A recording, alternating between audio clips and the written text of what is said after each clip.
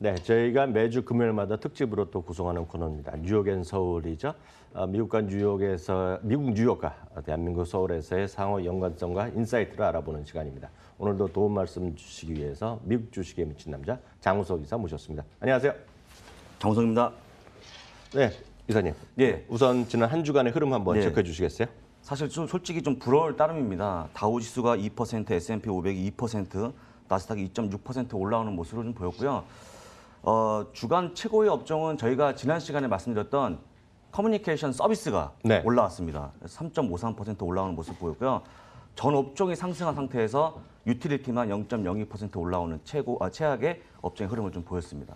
지난주에 말씀하신 거가 커뮤니케이션이 일반 미디어랑 일반 임의 소비재, 그래서 넷플릭스 같은 게 들어와 있고요. 그다음에 페이스북 같은 기업이 들어와 있고 통신이 아예 없어지고 AT&T 같은 것들이 포함되어 있습니다. 디즈니죠, 이런 거. 네, 디즈니 포함되어 있고 사실 그래서 제 개인적으로 만약에 최고의 업종을 뽑으라 그러면 당장 사야 될 업종을 뽑으라면 저는 이걸로 말씀을 좀 드리고 거기다가 아마존만 있으면 완성작이에요. 예, 완전 완성작인데 아마존은 아쉽지만 없습니다. 네.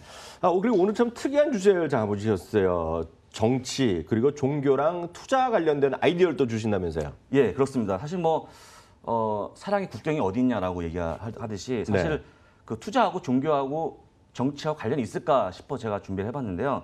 사실 종교를 비교하려고 그러면 종교 관련 ETF를 가져올 수밖에 없습니다. 네. 이 ETF는요, 그런 게 있어요? 있습니다. 네네. 이 ETF의 심볼이 재밌습니다. BLES. S가 더 붙으면 블레스라고 해서 보통 이제 뭐 기도하다 이런 뜻 아닙니까? 네네네. 성서에 기반을 둔 기업들만 모여 있습니다. 그래서 도박을 하지 않는 거, 술을 팔지 않는 거, 그다음에 성적으로 물러나지 않는 회사가 모여 있는 회사만 모여 있고요. 이런 기업들이 제가 예를 들면 엔비디아, 인투이티브 서지컬, 마이크론이 들어 있습니다. 또 기업이 하는 일과 상관없이 무슨 경영진에 그런 게 다 포함되어 있나 보죠? 경영진이 일단은 크리스찬에 가까운 성서에 기반을 둔 행위를 하는 기업들만 모여 있는 겁니다. 그다음에 또 한 가지 정치를 대표하는 ETF를 말씀드릴 건데요.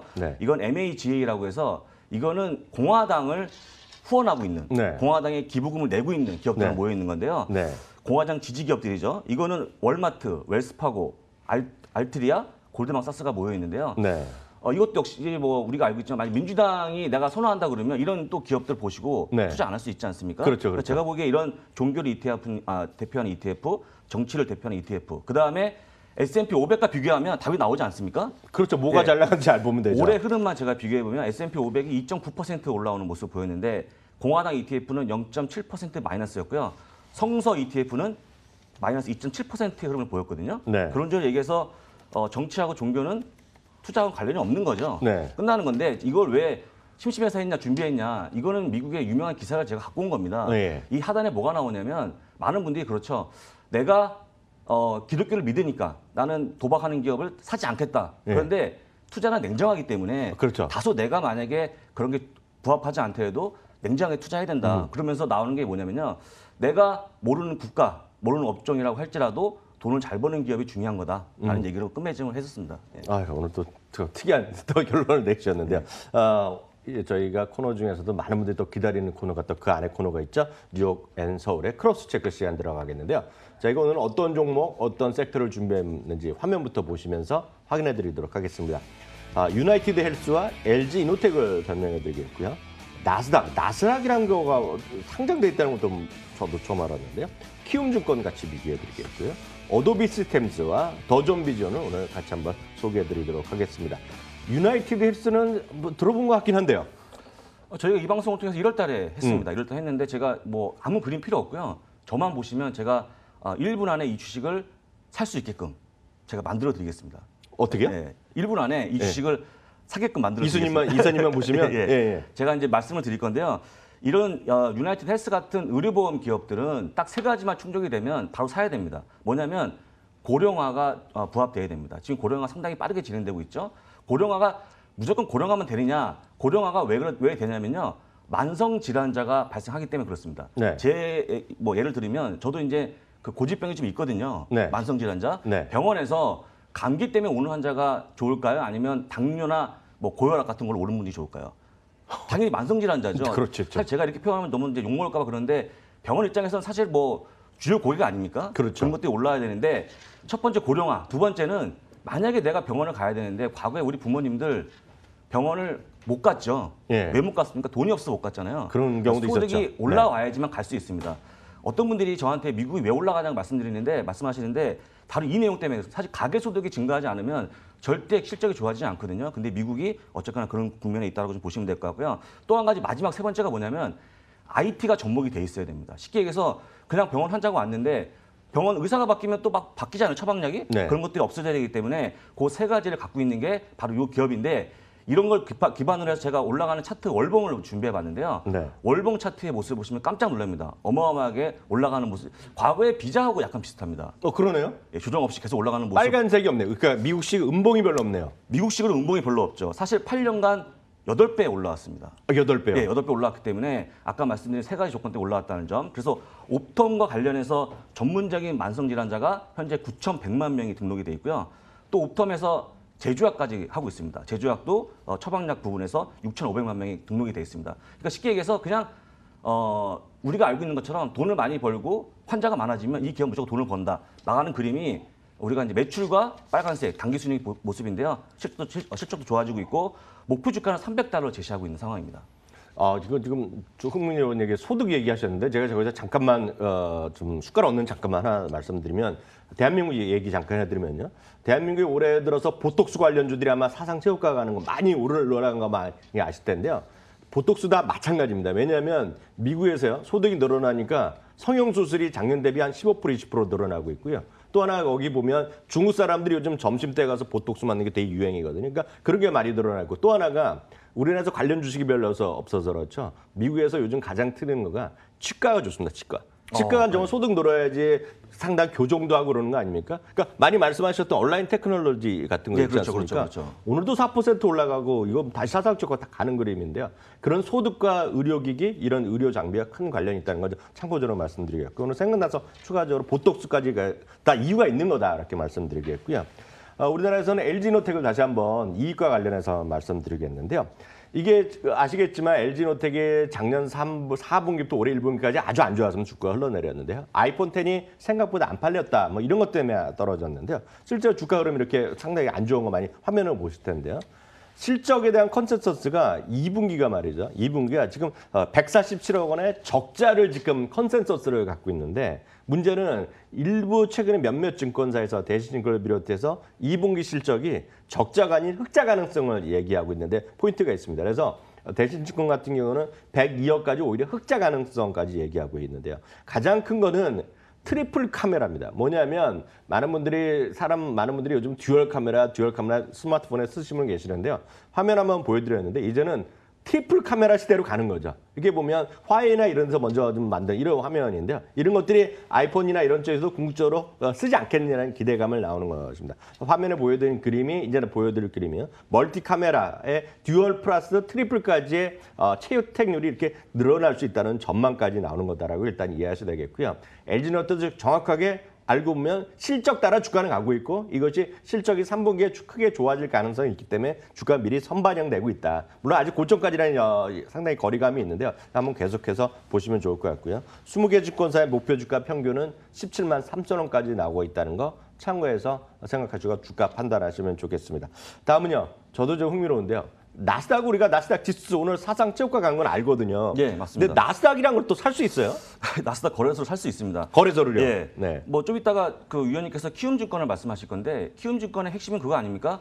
거래가 많이 증가하면 그런 거죠. 예, 돈을 버는 거죠. 네. 마찬가지입니다. 거래소도 역시 많은 기업이 상장하면 혹은 거래를 많이 하면 무조건 돈을 버는 구조로 가고 있습니다. 그런데 사실 어떤 게 제일 많이 셀까요? 지금 나스닥이 가장 세죠. 오늘 사상 최고가였잖아요. 사상 최고치 가고 있죠. 네. 이게 나스닥 거래소의 주가 흐름인데 나스닥 지수가 아닙니다, 여러분들. 나스닥 지수가 아니고 나스닥 거래소의 모습인데요. 네네. 지금 계속해서 올라가는 모습 보여주고 있고 8년 동안 5배 올라왔습니다. 8년 동안? 네, 5배 올라왔는데 네. 쉽게 얘기해서 지금 12회 거래소 규모를 자랑하고 있고요. 지금까지 계속 증가해서 3,900개 기업이 등록이 돼 있습니다. 네. 규모는 13조 달러 정도 되고 있고요.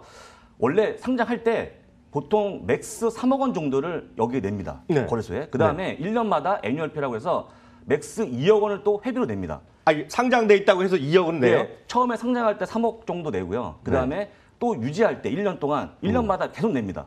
그런 돈들이 모여서 일단 굉장한 수익을 구성하고 있겠죠. 그다음에 또 거래 수수료의 일부를 또 가져갑니다. 네. 이게 주요 매출 61% 차지하고 있는 거라서 개인적으로 보기에는 저는 그냥 앉아서 돈을 버는 기업이라고 좀 말씀드리겠고요. 이렇게 되면 사실 이제 이렇게 계속 갈 수 있느냐를 물어보신 분들이 많으실 텐데 개인적으로 보기에 과연 상장하는 기업들이 줄어들까요? 많아질까요? 많아지겠죠. 많아지겠죠. 네. 사실 이제 나스닥에 상장하고 싶은 기업들이 얼마나 많이 줄 서고 있는지 모르겠습니다만 굉장히 많이 하고 있고요. 올해도 이미 93개 기업이 상장했고요. 올해 총 151개 기업이 상장 예정에 있습니다. 그럴 뿐만 아니고 현재 지금 상장 IPO 규모가 18개월 분기 연속으로 올라오고 있는 모습을 보여주고 있고요. 네. 이것도 모질라서 사실은 뉴욕에 있는 종목들이 또 대거 나스닥으로 옮겨주고 있습니다. 나스닥이 오늘 핫하다 보니까 NIS에서요. 예, NIS에서 나스닥으로 옮기고 있는 거죠. 그러다 보니까 올해도 6개 기업이 나스닥으로 이전하는 모습을 보였는데 사실은 한국에서 좀 다른 모습이죠. 한국은 오히려 코스닥에서 코스피로 옮기는데 여기는 워낙 나스닥 핫하다 보니까 거꾸로 움직임을 좀 보여주고 있다. 개인적으로 보기에 이런 걸 감안한다 그러면 나스닥 거래소, 지수가 아닙니다. 다시 한번 말씀드리지만 나스닥 거래소에 대한 관심을 좀 보여줘야 될 것 같습니다.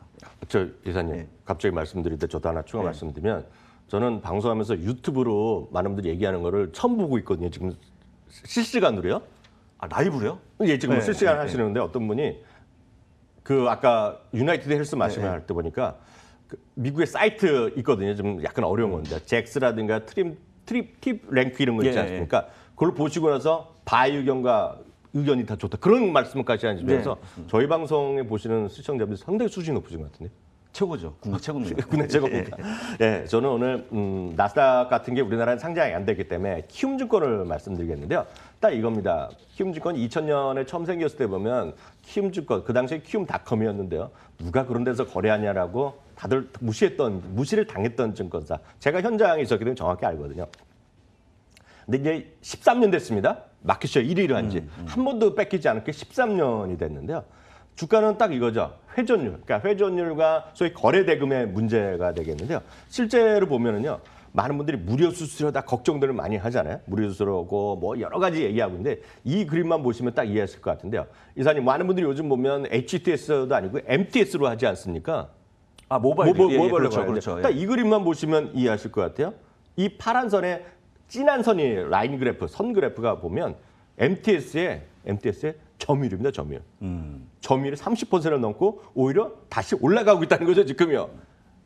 많은 분들이 키움증권에 대해서 여러 가지 얘기를 하시고 있는데 저는 아주 쉽게 말씀드릴 수 있는데요. 여러분들이 거래하는 증권사가 어디냐. 10명 중에 3명은 모바일로 이걸 하고 있다. 키움증권 하고 있다. 물론 최근에 주식 시장이 조금 슬로우하니까 좀 재미없잖아요. 조금 언젠가 또 주식시장이 다시 활발해져 거래 늘어나지 않습니까? 대한민국 최고의 증권사는 어찌됐건 대한민국 입장에서 보면 키움증권일 수밖에 없다라는 생각. 그리고 하나 더 말씀드리면 이게 정말 흥미로운 부분이 있는데요. 이게 될지 안 될지는 아무도 모르는데요. 지금 민주당이나 일부에서 증권 거래세 인하를 얘기하고 있거든요. 증권 거래세가 지금 0.3%입니다. 여러 번 말씀드렸다시피 정리 매매할 때도 대한민국 꼬박꼬박 0.3%를 뛰어가거든요. 그러니까 거래할 때 매도할 때마다요. 0.3%를 0.1%로 인하한다는 계획 여러 번 보셨을 텐데요. 올해 만약에요. 이게 통과될지 안 될지는 아무도 모르는데요. 뭐 여러 가지 생각이 있겠는데요. 지금 만에 하나 0.3에서 0.1로 정기국회에서 뭐 바꾸자, 내리자는 주장이 만약에 통과되거나 통과될 거라는 움직임만 있으면 최고는 뭐겠습니까? 잘 한번 생각해 보십시오. 거래세가 줄어들면 매매를 한 번이라도 더 하려는 분들이 많이 있거든요. 지금 손해가 안 났으니까 팔자, 조금이라도 팔자 이런 하거든요. 제가 봤을 때 최대의 수혜는 키움증권일 것이다. 이렇게 다시 한번 말씀드립니다. 마지막으로 어도비 시스템. 이건 네. 한번 하셨던 건데. 네, 맞습니다. 어도비 시스템은 뭐 PDF를 쓰시니까 대부분 아실 것 같고요. 사실은 이제 PDF보다는 저희는 뭐 그림판 세대 아닙니까? 네. 그림판 세대인데 보통 이제 포토샵이나 프리미어 영상을 만드는 분들이 이제 쓰고 네. 계시는데 사실은 주가 차트를 보시면 좀 재미난 부분이 있습니다. 네. 보시는 그림처럼 이제 보시면 빨간색 박스를 제가 칠한 걸 보여드릴 건데 네. 차트 모습인데요. 지금 이제 이게 8년 동안 6배 올라온 모습을 보여주고 있는데요. 네. 지금 빨간색 박스 친 부분부터 주가가 급속도로 올라오는 모습을 보여주고 있는데 왜 올라왔을까를 한번 고민해 보자는 거죠. 네. 지난주인가요? 우리 위원님께서 서브스크립션이라는 어떤 최근에 트렌드를 말씀해 주셨잖아요. 그렇죠, 그렇죠. 구독제도. 네. 이게 바로 구독제도로 바꾸면서 월 회비를 받으면서 네. 실적이 굉장히 좋아지고 있는 기업 중 하나인데요. 이렇게 생각하실 수 있겠죠. 예를 들어서 네. 포토샵을 구매한다. 프리미어 영상 편집기를 구매한다 그러면 돈이 많이 들겠죠. 그런데 이걸 묶어서 네. 49.99에 주고요. 월 네. 회비로 받고 그다음에 1TB 주고 그다음에 클라우드로 할 수 있도록 해준다면 사실 USB가 필요 없지 않습니까? 필요 없죠. 예, 그렇게 하면서 이 돈을 받고 있기 때문에 실적이 굉장히 좋아지다 보니까 올라오는 모습을 보여주고 있고요. 사실은 지난 4월에 49.99달러에서 52.99달러를 올렸거든요. 네, 올렸어요. 예, 네. 올렸는데 얼마나 많은 사람이 이탈했겠습니까?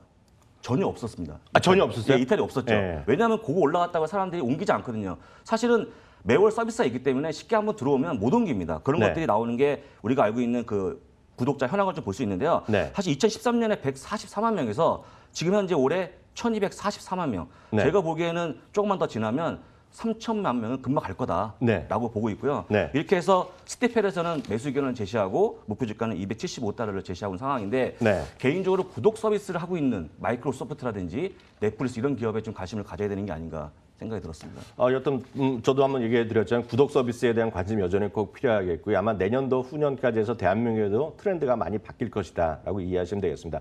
한 달에 $1,000 이상, 1,200~300달러 내면 벤츠를 마음대로 바꿔 탈 수 있다. 뭐 이런 생각하시면 저 말도 안 된다는 얘기 저한테 하실 수 있겠지만 미국에서 유럽에서 이제 시범 서비스를 시작하려는 타이밍에 와 있거든요. 네. 그러니까 그런 것들 아니면 폴쉐를 예를 들어서 1,300달러에 바꿔 탈 수 있다 이런 생각하시면은 여러분 그 관심들이 급 부상할 수 있다라는 생각하고 있고요. 한국에서는 더존 비전을 제가 오늘 잠깐 말씀드리겠는데요. 더존 비전 두 가지 관점이 있어 어도비랑 비슷한 거가 클라우드 서비스의 대한민국 대표 주자가 되겠고요. 역시 이것도 회계 서비스인데 회계 서비스를 4번 CD를 파는 것이 아니라 똑같은 거로 업데이트하면서 월회비, 연회비를 받고 지금 하고 있거든요. 네. 그런 관점에서 대한민국의 더존 비전이 올라가는 이유는 충분히 있다라고 일단 이해하셔야 되겠고요. 아시다시피 기업의 전체적인 재무, 전사적 재무회계 시스템 ERP라든가 클라우드, 전자금융 서비스, 모바일 솔루션 등을 제공하는 것이 바로 이 회사 더존 비전이 되겠고요. 실제로 보면 중소기업 대부분의 여러분들 혹시 중소기업 하시거나 중소기업에 다니시면 대부분은 더존 비전의 회계 시스템을 쓰실 텐데요. 이제 보면 대기업들도 조금씩 쓰는 거죠. 그래서 많은 분들이 얘기하는 거가 더존 비전의 그 서비스를 지금 현대백화점이 쓰기로 시작했다 얘기하는 거거든요. 그렇기 때문에 대기업들도 점차 더존 비전의 각종 시스템을 쓰기 시작했고 이런 것들이 빅데이터 활용까지 장기적으로 갈 수 있다. 그런 얘기가 지금 핵심적인 포인트다라고 일단 이해하셔야 되겠고요. 실제로 보면 유진투자증권에서 만드는 클라우드 사업의 성장세가 어느 정도 되고 있는지를 지금 보여드리는 화면 하나만 준비해 보여야겠는데 꾸준하게 실제로 실적이나 이런 것들이 성장세가 계속 이어지고 있는 그래프가 바로 이런 어떤 클라우드 사업 분야에 대한 유진투자증권의 전망이다라고 일단 이해하시면 되겠고요. 증권가의 평가 몇 군데만 말씀드리면 유진투자증권 이건 최근에 한 20일 동안 레포트만 제가 갖고 온 겁니다. 유진투자증권이 현대백화점의 DERP 수주로 대기업 사업 영향은 긍정적이다라고 이해하고 있고요. 하나투자증권은 국가 대표적인 사스 이거 쉽게 클라우드 서비스인데요. 클라우드의 대표적인 기업이다 얘기하고 있습니다. 삼성증권은 클라우드와 DERP로 레버리지가 본격화하고 있다. 여기서 레버리지란 거는 사업의 회사의 어떤 성장성이 극대화되고 있다. 그런 표현이라고 이해하시면 되겠고요. 골든브리지 투자증권은 플랫폼의 힘을 믿는다. 플랫폼을 갖고 하나 회계만 시스템 시작하게 되면 여러 가지 사업을 여기서 할 수 있다. 그런 관점에서 플랫폼 사업을 얘기하고 있습니다. 각 증권사의 목표 주가 최근에 보면은요. 삼성증권 7만 1,000원 올려놨고요. 하나투자증권과 미래에셋대우가 7만 원을 얘기했고요. 유진투자증권이 6만 9천 원을 제시하고 있다는 것도 참고하시면 좋겠다라고 일단 이해하시면 되겠고요. 마지막으로요, 이사님, 뉴욕 주시장에서 다음 주에 주목할 이벤트 어떤 게 있을까요? 예, 이벤트 잠깐 말씀드리기 전에 실적 좀 말씀드리면요. 올해 2분기 이익 성장률이 21%를 보고 있고요. 2010년 3분기 이후에 최고치로 좋아질 거라고 예상을 하고 있습니다. 지금 며칠 동안 주가가 계속 올라가고 있잖아요. 싸움은 트럼프가 걸었는데 그 이면에는 실적이 좋기 때문에 어닝 시즌에 맞춰서 주식을 선침해하려는 어떤 그런 부분이 많다라고 좀 보시면 될 것 같고요. 오늘 금융주가 시작으로 실적이 발표가 시작이 됩니다. 7월 16일 날 뱅크 오브 아메리카, 블랙락, 넷플릭스 실적이 발표되는데 넷플릭스는 꼭 보셔야겠죠. 네. 17일 날 골드만삭스 실적 발표하고요. 18일 날 IBM, 이베이, 19일 날 마이크로소프트, 20일 날 GE까지 실적을 발표합니다. 이걸 딱 화면을 찍으셔갖고 화면을 찍으라고요? 뭐 적진죠. 아니면 시간은 없을 거 아니에요. 그래서 반드시 실적을 꼼꼼하게 챙기셔야 될 것 같습니다. 실적과 관련해서 앞서 말씀드린 강동식 님이 이분 대단하신 분이에요. 제가 딱 보기에는. 김영준 님도 아마 그런 질문을 하셨어요. 김영준 님도 그런 분이시라는데요. 딱 이걸 물어보시거든요. 아마존의 실적 발표일을 좀 물어보려는데 혹시 기억하세요? 날짜를 딱? 날짜를요? 정확히 모르겠습니다. 제가 대신 알려드리면 저는 그런 건 좀 알고 있거든요. 7월 26일입니다. 7월 26일이고요. 아마존이요? 네, 7월 26일 아마존 실적 발표하니까요.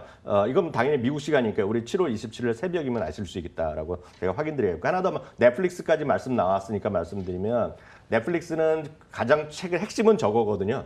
구독자 증가인데요. 오늘 대부분의 빵이 다사상치였는데 넷플릭스만 좀 밀렸습니다. 이거는 UBS 증권사에서 이건 투자 의견을 중립을 내렸는데요. 문제는 590만 명인데 이번에 지금 팩트셋 기준으로 전망을 보면 610만 구독자 늘어날 것으로 전망되고 있다는 거 참고하시면 될 것 같습니다. 예, 오늘 이렇게 해서 뉴욕 앤서울의 장우석 이사님과 함께하는 시간 마치도록 하겠습니다. 오늘 말씀 감사합니다.